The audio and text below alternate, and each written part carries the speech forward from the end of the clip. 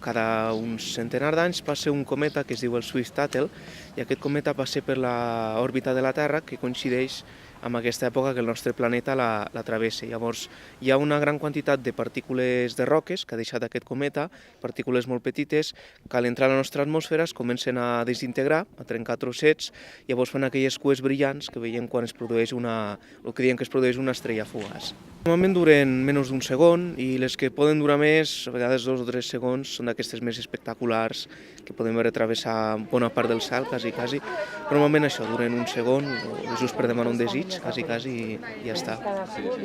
Els agrada molt, sobretot, localitzar les constel·lacions que els hi sonen, per exemple la Ossa Major, l'Estrella Polar, que són així les més famoses, i molt sovint, doncs,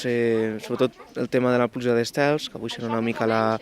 protagonista, i després ja són més preguntes, com qui diu, molt sovint de coses que veuen a les pel·lícules, com forats negres, ovnis i tot això, doncs també hi ha una part, com qui diu, d'aquestes preguntes.